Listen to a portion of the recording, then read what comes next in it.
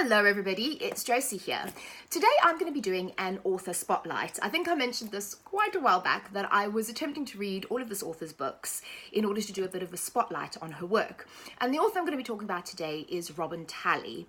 Now, Robin Talley is an American author. She writes YA books. In her other job, she works for a lot of non-profit organizations. She really focuses on civil rights, gay rights, women's rights. She's very active in the kind of the civil rights movement, and her books similarly always focus on LGBTQIA plus characters as well as racially diverse characters, and there's also some focus on religion in her books. And I'm going to say right from the beginning, I know some people don't really like Robin Talley. I have read some negative reviews. I've also read some comments in the sense that Robin does write African-American characters, and she is a white woman herself, and obviously that isn't own voices. The LGBTQIA portion of her books is own voices, but the person of color isn't. And I understand that some people have a problem with that. I don't necessarily have a problem with it in this case, only because Robin is very active in the civil rights movement. And I think I get what she's trying to do with her books, that she's trying to really address issues of race and class and religion and sexuality. And I think bringing those issues to the forefront, particularly in the YA genre, and she does do some things that maybe not all YA authors would do in their books, I think is quite valuable, and I really appreciate her books for doing that. So I've got all of her books here. I'm going to go through all of them and I'll just chat about my thoughts and I'll tell you about them. So I'm going to start in chronological order of publication. So the first book we've got here is Lies We Tell Ourselves. Now this book was Robin's first book. It was actually nominated for the Carnegie Medal. Amnesty's given this a nomination because this book is set in 1959, and the central theme of this is the first African-American students coming into a white school in the South. And this is obviously based on the real events that happened at that time.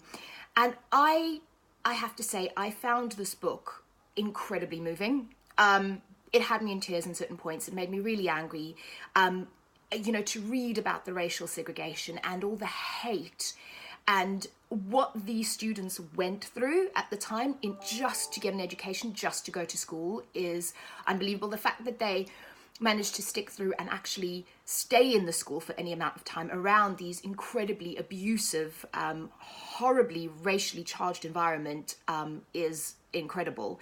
But also layered on top of that story is the fact that one of these girls, basically you've got two girls that fall in love, one is white and one is black.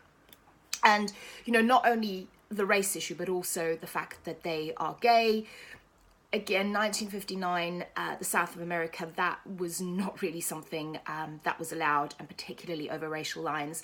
And I think this book deals with it really well. I really enjoyed this book. It is hard to read in times, and but I think that's necessary. I think also aiming it at a YA market that may not know about that necessarily, particularly if you're not American, or kind of what happened. And for me, just to read that in 1959, I think about that's like at the dawn of the 60s, that doesn't seem like that long ago. And that seems crazy that at that era, you still had so much prejudice and so much hate. So I really, really enjoyed this book, in the sense that I think it is incredibly powerful and it is moving and important in the genre. So I really like that one. The next book is this one over here. It's What We Left Behind. So this book focuses on Tony, and I'm just trying to remember Gretchen. So Tony and Gretchen are kind of the high school power couple in their school, and they finish school and they go off to university.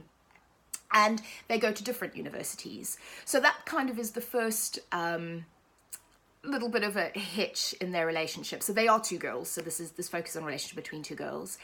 And the other, I guess, hitch in their relationship, so they are attempting to have a long distance relationship while they're both at different universities, is that Tony, the university that they go to, is, Tony's always kind of questioned their identity, and is I guess, described as more of a butcher on the masculine side of the spectrum. And when Tony goes to university, they discover these different gender identities that they had no idea about. They discover gender neutral, non-binary. They discover a group of young people that are transitioning from female to male, and they really start to question who they are, who their identity is, how they want to express themselves, how they want to look, and that does cause a kind of I don't want to say issue, but it causes kind of some debate in the relationship between Tony and Gretchen. And I know some people have criticized that, but I do think that it's valid because it is something that Gretchen does say at one point. I think she says it, or it's kind of implied that, you know, she is gay and she dates women, and she kind of grapples with this idea at one point that Tony might want to transition into male, and how does it affect her? And I think that that's a very valid point. Also, there are some instances where you get some reactions to Tony which are really awful. But on the other hand, that is exactly what happens in real life. Not everybody understands transitioning, not everybody understands non-binary, and I think that those are valid points to make. And again, aimed at a YA audience, I think this is a really good book, and it may bring up issues that some people may not have thought about, and see things in a different light, and question gender and identity and how we look and how we perform our gender. So again, I really enjoyed this book. The next one we've got here is this one here, is As I Descended. Now, I would say out of all of her books, this one is the darkest and kind of, for me, the more traditional sort of YA thriller kind of book. So this is essentially a YA retelling of Macbeth with female queer characters. So you've got Maria and Lily, who are, again, they're kind of a bit like the ultimate couple in this high school. So they all go to a kind of an elite boarding school. And Maria and Lily, they're very sweet, they're very much in love in the beginning, and they, you know, they're really this kind of, this really cute couple. And then you have Delilah. Let me just check on that. Yes, Delilah, who is... So she is kind of top of the class and everything. She's sort of the outstanding pupil. And what they have in the schools, they have this prize called the Kingsley Prize. And the students compete, and whoever wins the Kingsley Prize is kind of guaranteed to get into an Ivy League university. Your future is very much determined and set if you can get this prize. So Maria and Delilah are constantly kind of vying and competing for this prize because they're kind of top of the class. And where this kind of gets quite dark and descends into sort of a thriller vibe is the fact that Maria and Lily will do anything to ensure that Maria beats Delilah. And I'm not going to say more than that because then you're going to kind of, I can't go more into the plot, but I kind of really enjoyed this. I thought it was a bit of a departure from her other two books, having read those. I think this is more about kind of like a thrillery, Macbethy, Mean Girls type of scenario. Again, it brings up questions of morality and how far will you go for, you know, your dreams or what you want. But I enjoyed this. I'd say this is the most departed from all of her books. But I liked it, and I love anything that's a Shakespeare retelling. So this being a Macbeth retelling, I like that. Then the second last book is Our Own Private Universe. So this one is aimed at a slightly younger audience. I think she's 15. Yeah, the main character, Aki, is 15, and she's a black girl, and so again, I think one of the criticisms leveled at this book is that obviously Robin is white, and she's writing from the perspective of a main character who is a person of color, and that I can totally understand that. I think she tries to do it as sympathetically as she can. But of course, it'll never be own voices because it can't be.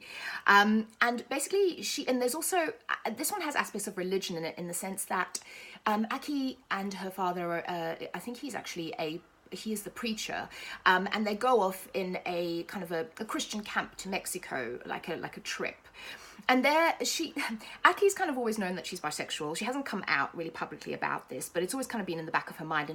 But it's all in theory because she's never really kissed a girl, but she gets the opportunity to do that. So she meets a girl in this book, and it's kind of a cute little love story, and it is all very melodramatic in that because they are 15. So you kind of have to keep that in mind, is that this is very much based at a younger audience. again, there's that, I like the way kind of the religious aspect is handled a bit, because she's obviously very apprehensive about coming out as well, you know, to her kind of church group. And there, what I did appreciate about this book is there is a great discussion on safe sex for lesbians in this, which I don't think I've ever read in any book. So Aki goes off to the university in this town, and she goes to the medical clinic, and she kind of asks about this. And I love that. I think I've never even seen that in an adult a queer book, never mind in a YA one. So I think that's something that's quite valuable that she brings up that's a bit different in the genre. So I would say this isn't necessarily my favorite of her books, but it is good, and it is aimed at a younger audience. So, you know, I'm not necessarily the target audience, but I still enjoyed it. And then the final one is Pulp by Robin Talley. So this one is her latest book. So it came out at the tail end of 2018. And I like the idea of this book. So you've got two parallel storylines. So you've got one set in 1955 about an 18-year-old girl named Janet, and she basically falls in love with her best friend. And again, in 1955, not acceptable, doesn't know how to handle this. But through discovering her feelings for her best friend, she also discovers a love of writing. And then you kind of have present day, and you have Abby, I was trying to remember her name. You have Abby, who, for her writing class, she's in high school, and for her writing class, she has to come up with a topic. And she decides, she's also gay, she's also in a relationship with a girl, and she decides to write about 1950s lesbian pulp fiction. And she goes off and she researches this. So I liked the two parallel storylines. I liked the modern juxtaposition against what happened in the 1950s, the different attitudes. I found this really entertaining. Again, I have heard some people say they didn't like it. Personal opinion. I really enjoyed the two parallels. I liked the 1950s storyline very much. Obviously, I saw coming how the two stories connected. I think most people will, but that didn't really bother me because this isn't necessarily a thriller. I like the way that Abby goes about researching. Again, you've got this relationship between Abby and her girlfriend in the book that can be a little bit melodramatic at times, but I still enjoyed it. I related to it in certain ways, and I think this is kind of a great addition to her library of books. So anyway, so that is my review on Robin Talley. Let me know what you think, if you've read any of her books, and if you recommend any similar authors or any similar books in that vein, because I'm always looking for more. So thank you. I will talk to you all again very soon. Bye bye.